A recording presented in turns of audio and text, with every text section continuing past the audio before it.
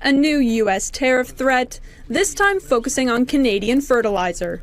A lot of it does come in from Canada, and so we'll end up putting very severe tariffs on that if we have to, because that's the way you want to bolster here, and we can do it here. Canada's agriculture sector is already being hammered by China, with a 100% duty on canola and a 25% levy on pork donna, but a fertilizer tariff would likely be different, since the Americans are so reliant on buying Canadian potash. A trade attack is being prepared, not against a strategic rival, but against a treaty ally. The target isn't semiconductors or rare earths. It's the foundation of North America's food security, fertilizer. Inside U.S. agricultural policy circles, officials are openly discussing what they call very severe tariffs on Canadian nitrogen and potash, inputs that American farmers rely on every single season. Canada is one of the world's top producers of potash and a major supplier of fertilizer to the U.S. Farm Belt. If you hit that supply, you're not tweaking a side market. You're putting your hand on the throat of the continental food system. Mainstream coverage will present this as another tedious trade spat. A technical issue for diplomats. TradEconomics sees something else. This is not a dispute. This is a live fire exercise in coercive economics. It is a demonstration of how a superpower turns an ally's prosperity into leverage. A masterclass in turning dependence into a weapon. And the most chilling part? Canada, a G7 country with resources, institutions, and wealth, is not the real end target. Canada is the demonstration model. The message is aimed at every resource-rich country in the global south. This is what your future looks like if you don't understand the game. Publicly, American officials say this move is needed to protect U.S. farmers from unfair competition. But when you look behind the talking points, a different engine appears. Agricultural economists point to ferocious pressure from powerful farm and fertilizer lobbies. These are not small family farmers with pitchforks. These are billion-dollar conglomerates that have perfected a brutal political calculus. They have learned that in Washington, words like national security and unfair competition are not neutral descriptions. They are magic spells. Say them often enough, and a profitable foreign supplier becomes a legitimate target for state power.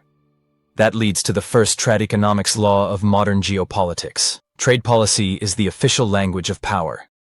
Its grammar is coercion. Its vocabulary is threat. The cycle is now well rehearsed. First, you identify a foreign industry you rely on but where you hold political and financial strength. You label that dependency market distortion or a security risk. Then you unleash the legal and financial tools of the state, tariffs, sanctions, investigations, to inject chaos and fear into that market. Finally, you watch as capital, desperate for safety, flees the targeted country and flows into your own subsidized domestic champions. In simple terms, here's how it works.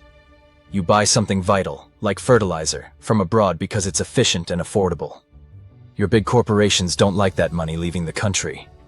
They lobby to call the foreign supplier unfair. The government threatens tariffs and probes. Suddenly, investors are scared to put money into that foreign industry. Projects stall, prices wobble, and over time, production shifts back under your flag. Often with heavy subsidies. The dependency hasn't disappeared. It's just been rearranged so your corporations and your states sit at the center of the web. This isn't free trade. It isn't even capitalism in any classical sense. It is state-sponsored corporate conquest, wearing the mask of law. Now look at Canada's posture. Ottawa says it will respond proportionately. That word, proportionately, is the sound of a trapped nation. It signals not readiness to strike back, but a search for a protest that doesn't get punished too hard. Why is a rich, resource-heavy state talking like this? Because decades of mutual benefit and economic integration did not create a partnership of equals. They created an architecture of deep, inescapable vulnerability.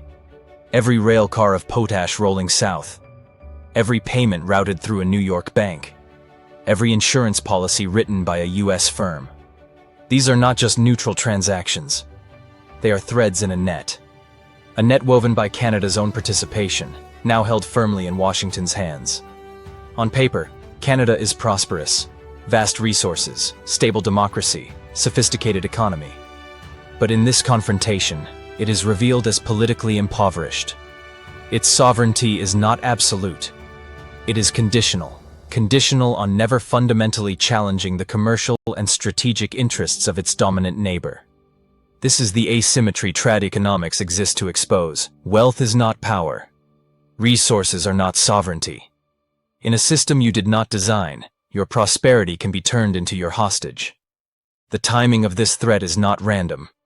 It comes just as both countries prepare to reopen major trade negotiations supposedly designed to bring stability. That is classic hegemon's playbook. Step 1. Identify the strategic dependency. In this case, the U.S. Farm Belt's reliance on Canadian potash and nitrogen to keep yields high and food prices politically tolerable. Step 2. Rebrand dependency as vulnerability. Launch a narrative. Call Canadian fertilizer unfair. Suggest it's subsidized. Frame it as a danger to American workers, security, even the national way of life. Step 3. Weaponize the bureaucracy. Roll out the tools, anti-dumping cases, threats of very severe tariffs, national security reviews. The goal is not necessarily to win a court case. The goal is to cast a cloud of uncertainty over the entire Canadian fertilizer sector so investors hesitate, projects stall, and the country becomes easier to squeeze. Step 4. Force the solution. With Canada reeling and its industry frozen, you set the terms of peace. The outcome is always the same. More control for your corporations, better conditions for your capital, and tighter structural lock-in of the other country's dependence on your markets, your banks, your rules. They did versions of this with softwood lumber.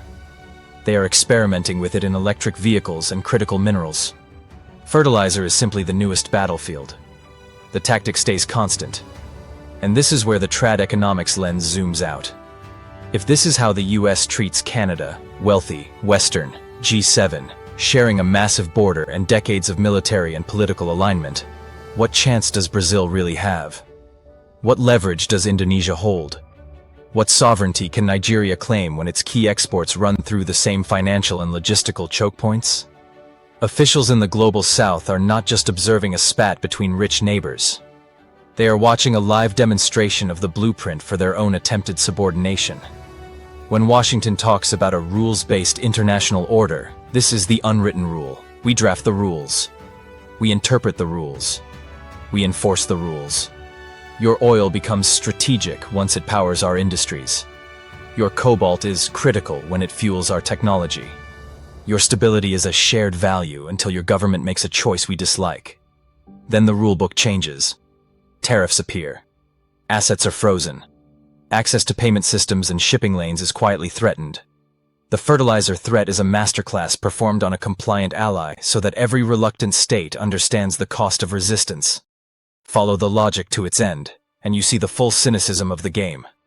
The US slaps very severe tariffs on Canadian fertilizer. Production costs for American farmers spike. Food prices are at risk. Voters get angry. What does Washington do? It announces a multi-billion-dollar relief package for those same farmers. First, you break an efficient, integrated supply chain that delivered affordable inputs. Then you use public money, the taxes of ordinary citizens, to compensate the domestic victims of your own policy. The crisis you created becomes the justification for subsidies and bailouts that entrench corporate players even deeper. The result is a perfect loop of control. Create a crisis. Charge a fee for the solution. Turn independent producers into long-term clients of the state and its preferred corporations. At the same time, weaken international competitors and scare off capital from their sectors. This is not a bug in the system. It is the system. So what is the TradEconomics verdict on this looming fertilizer war? It signals the end of the old North American trade paradigm, flawed, unequal, but still rhetorically grounded in mutual gain. In its place, we see the naked economics of empire. The United States is no longer behaving like a partner managing a complicated relationship. It is acting like a hegemon managing its periphery. Its instinct is not to negotiate, but to dictate. Not to cooperate, but to control. For Canada, the dilemma is brutal and inescapable. Fight an exhausting, asymmetric economic war it is structurally set up to lose, or submit and accept a permanently reduced sovereignty, functioning as a resource appendage in a value chain it does not command. For the rest of the world, the lesson could not be clearer. In the face of concentrated power, your natural wealth is not a shield. Your treaties are not protection. Rule of law becomes a story the powerful tell to the powerless. There are moves on the board, but they are difficult and costly. True sovereignty requires building alternative systems, regional fertilizer and energy alliances, South-South financial channels that don't depend on a single reserve currency, logistics networks and trade corridors that make coercion expensive and risky, even for an empire. It means diversifying markets, investing in your own processing capacity, and coordinating with other states that refuse to be treated as mere suppliers. The attack on Canadian fertilizer is more than a headline. It is a warning. It shows, in real time, how trade becomes the continuation of war by other means, and how quickly even a rich nation can find itself poor in the only currency that ultimately matters: power. If this breakdown of power resonated with you, if it changed how you see a headline, then your action has never been more critical. Subscribe, engage the notification bell. Share this perspective as widely as you can. In a landscape of manufactured consent, independent analysis is a radical act. Supporting it is how we ensure these conversations continue. This is TradEconomics. We'll see you for the next case study.